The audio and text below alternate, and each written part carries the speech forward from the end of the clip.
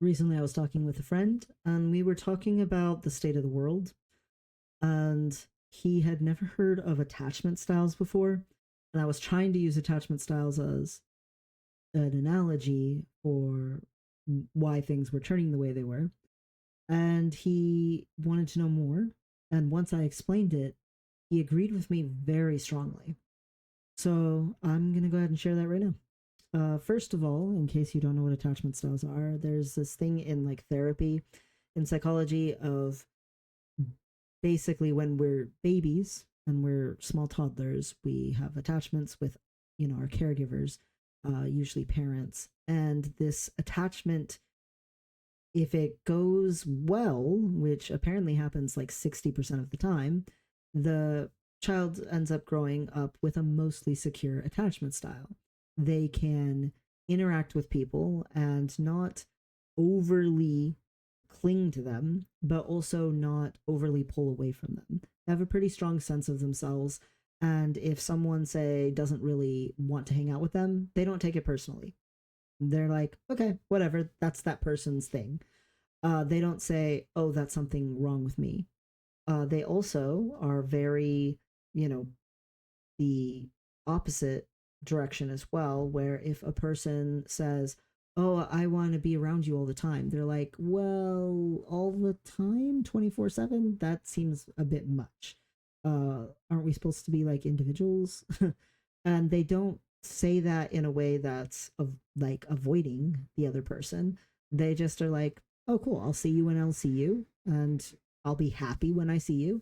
And when I'm not seeing you, I'll just go do things by myself or with other friends or whatever, and it'll be fine. They don't really get too often in turmoil or, in a big, strong sense of anxiety or things like that. So the majority of people have been securely attached, but that number has been going down, especially in recent years. It's very gradual, thankfully, but it has been that people are getting more insecurely attached. Insecure attachment styles are things like, um, well, there's three of them. Anxious attachment is when someone is super clingy and they want to be near you at all times. They use you as an emotional support system for regulating their own nervous system. And so, because of that, anytime you pull away from them, they're scared you're like going to neglect them. And they get a really strong fear that you're going to neglect their emotional needs, that you don't really love them, what's going on. And then they constantly are begging for your attention. They can be very giving, but it's also somewhat controlling. Then you have dismissive avoidance. Dismissive avoidance are the opposite. The more that you try to spend time with them, the more you try to get close with them or have any kind of real relationship with them, the more they pull away. They spend time having superficial or surface level relationships as much as possible because those relationships create no pressure and they have a deep fear of losing themselves. They kind of only trust themselves, and so they get very concerned anytime someone wants too much of their attention, too much of their time, wants to be inferring in any way, shape, or form that they want more from that dismissive avoidant person. And then the fourth one is fearful avoidant, which tend to be the people who grew up with like really chaotic childhoods, like severe abuse. Fearful avoidants tend to be hot and cold. Sometimes they lean in, sometimes they pull away and avoid. Sometimes they test. They test a lot because they have really big trust issues. And so they kind of don't believe the person who's saying they love them. And they also feel smothered by the person a bit as well. And so they can be very sometimes, oh, I'm leaning in, and sometimes I'm leaning out and I'm being avoidant. The fearful avoidant um, has a lot of core wounding, mostly fearful avoidance grew up with some kind of pretty intense trauma. Um, it unfortunately is a pretty normal thing for people who grew up with a lot of abuse. The big thing, though, is that, again, the numbers, the rates are changing a little bit, right? And I was talking with my friend, and once I explained, about these attachment styles, I said, so now back to my analogy, I feel like the world itself has become somewhat so traumatic that our attachment to society is actually creating an unhealthy attachment. And we're getting an insecure attachment with our communities themselves and not just with like a parental figure. But as we're growing up, it's like society itself is what we're insecurely attached to. And so we're developing insecure attachment styles and behaviors that are unhealthy, that are insecure attachment style behaviors because of our attachments in and with society as a whole in Western society. And so, for instance, I meet so many people who are really big into individualism.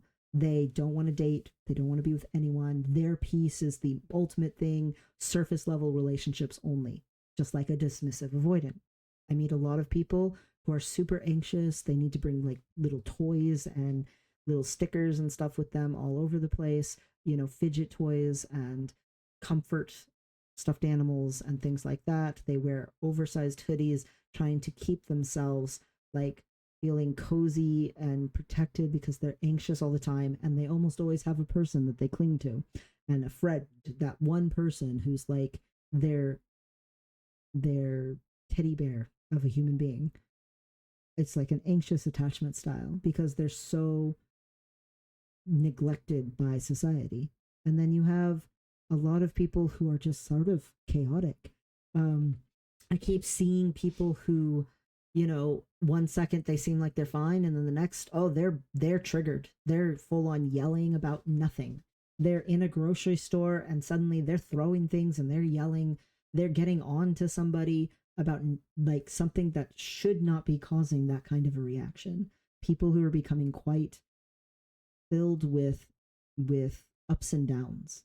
And I keep seeing it in relationships. People are becoming quite volatile, and it's not necessarily that I think automatically society everyone is going to get insecurely attached, but I do think that there is something about our Western society that is causing this lean into insecure attachment, and I feel like amplifying people's insecure attachment styles if they already had an insecure attachment style.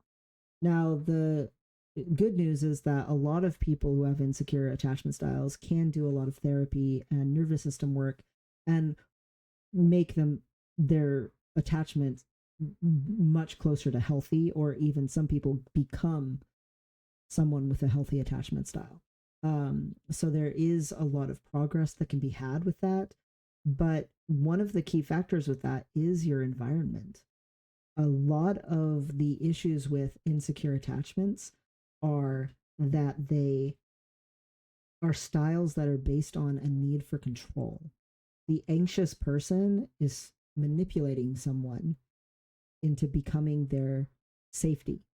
A dismissive avoidant person is manipulating everyone else, constantly controlling everyone else to keep them at bay so that they feel like they have a sense of control and that they can suppress all their emotions and stay in a really stable state. The fearful avoidant person goes back and forth between I need more control and oh no no no no, get this away from me, I need more freedom. And it's very interesting because someone who leans more toward that hyper individualism, they might not actually be fully dismissive avoidant, but they're still acting in this way that is very similar. And they're encouraged by Western society to think of it as freedom.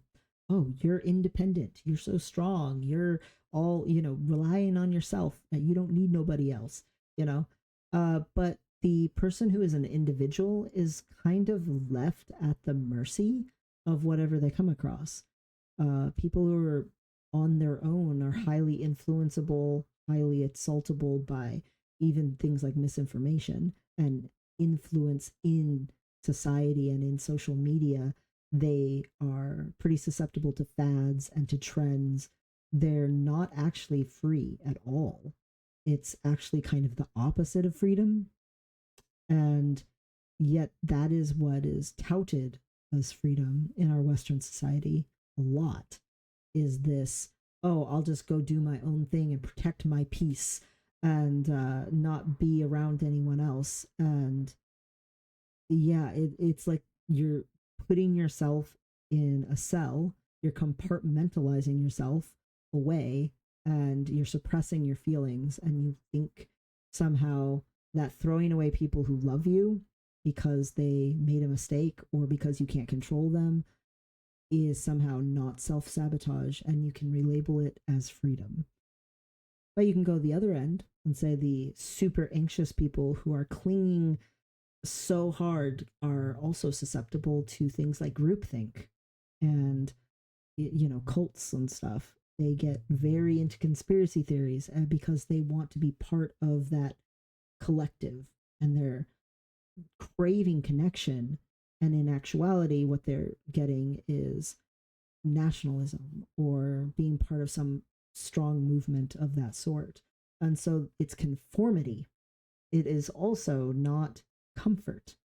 And so they're looking for comfort, they're looking for connection, and in actuality, they're self sabotaging and they're relabeling it as community when in actuality, it's not community at all. It's just conformity.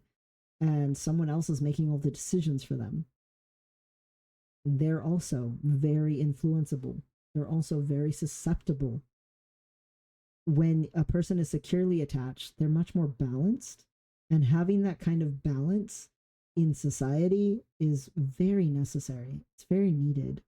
We have a really strong pressure in society to be all in on one side or all in on the other instead of having critical thinking skills and accepting that most things are not black and white.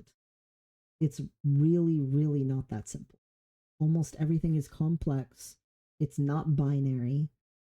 And it is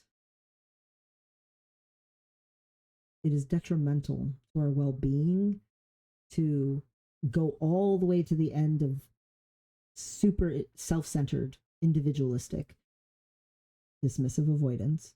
It is also very unhealthy for us to go all the way to the other end, anxious attachment style, full conformity to the group think, and whatever my group says is the thing that I say too.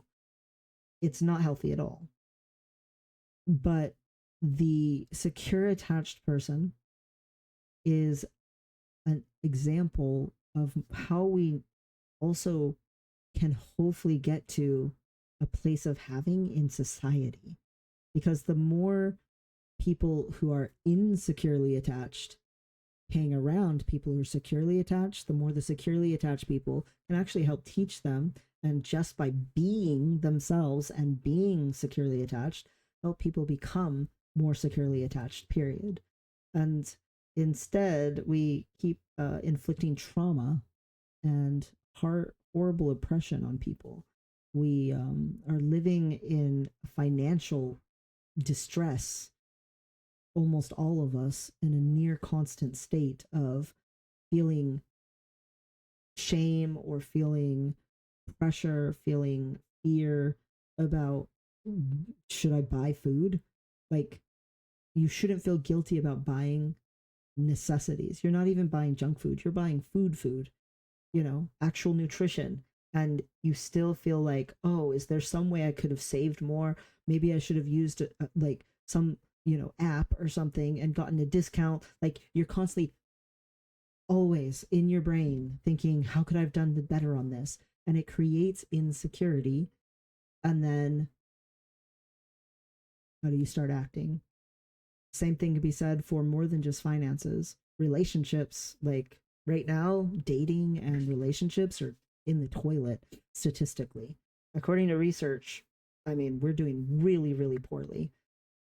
We keep being on the verge of or at war with, either on the verge of being at war or else at war with other countries for really dumb reasons. We keep being afraid of our own co-citizens because they act so differently than us, and everything keeps teaching us to be so divisive.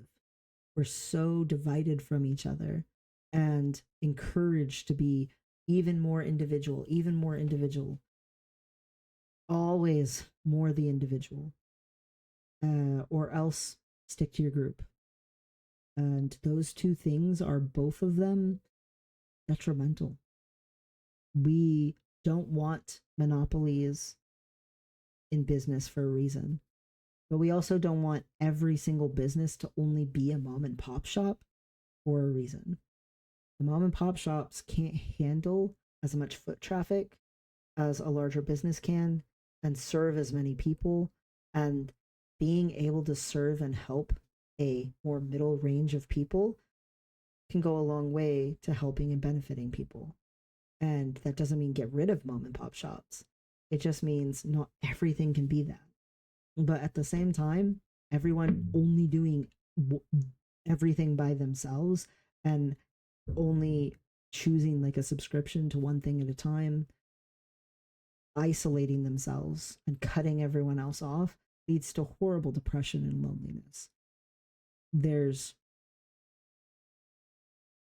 just an important balance in the middle that's really not being pursued right now in our Western society. And it's really tragic. And it does seem to be creating an environment where it's difficult for secure attachment to remain secure. People, when they feel safe, they do a lot better. Right now, a lot of people don't feel safe, and so they are not at their best. And yet, people still have these really high expectations for them to do better and be at their best. But it's really difficult to do that when your environment itself has you in a state of survival mode. We are at our best more often when we can help people, when we have the capacity to be generous and to give, and to have time to think and contemplate about things instead of constantly having to work, constantly having to take care of everyone, constantly having to strive and try, constantly having to isolate and spend all your time trying to get away from people.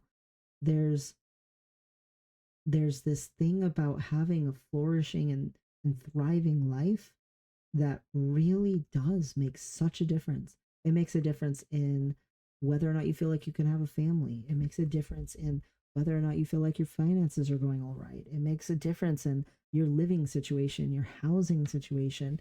It really affects a lot. And if the society you're in as a whole is constantly making you feel insecure about all these kinds of things, yeah, people aren't at their best. People are tired. People are hungry. People are emotionally on edge. People are not feeling securely attached.